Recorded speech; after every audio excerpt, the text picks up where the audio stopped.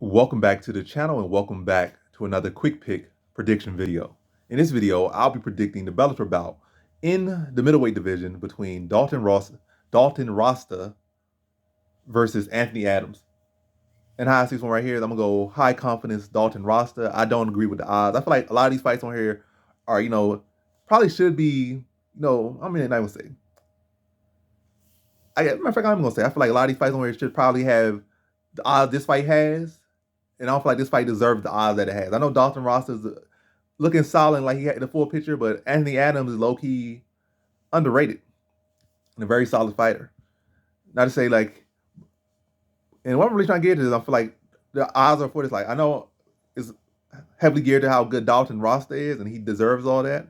I mean, he deserves that praise that has that potential and such, and she should be favored by a big portion, but this guy nearly minus 1,000 on the odds, and that shouldn't be it. Like I see he's fighting some. Oh, this guy is just a guy born in here to pad him up, and that's not Anthony Adams. Anthony Adams is not this dark leagues low tier come out here to jobber scrub. He's not that. In all likelihood, high confidence he's gonna lose, but he actually got a fighting chance in this one. I feel like he should be able to hold his own somewhere. He's not brought in like literally. He not food. He's a respectable opponent, especially for the level of Dalton Ross is right now and where he's at in his career. Obviously, Dalton Ross is ceiling's way higher, his skills and all that stuff is not, but all in all, I'm gonna go Dalton Ross to high confidence.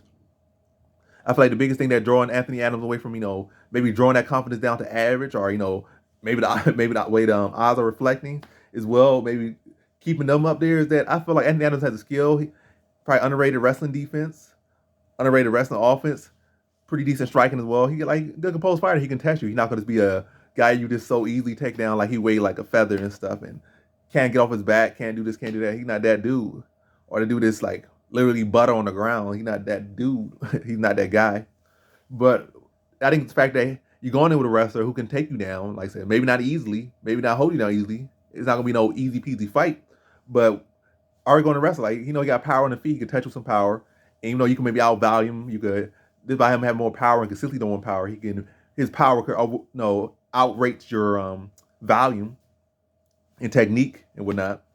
And then also the takedowns, he could take minutes off the clock and get control time in there. And then where I'm going with this is that Anthony Adams is not a finisher. While look at his record, not very many finishes, and not like he's full so much stellar competition. Some people just kind of gear more to decision makers until like some shift, or maybe that's just who they are. And like I said, you already got power disadvantage, skill disadvantage, and you got rest disadvantage. So yeah, with the inability to finish, or not really the track record of a finish, like you're fighting an uphill battle, but it still should not be no minus 1,000 favorite where it's gearing right now. It might even be 1,200 at this point. Last I checked, it was like 2 days ago. So I don't know where it's at right now, but I know it's definitely not going down. So yeah, and this one, this guy Dalton Ross, I feel like he should be the ground out decision with Anthony Adams. Anthony Adams gonna give him a good fight, but he's not gonna be able to really get into this fight. He's gonna to deal with power. He's gonna deal with the wrestling, and never really be able to get a groove. So in this one, I got Dalton Rosta via decision.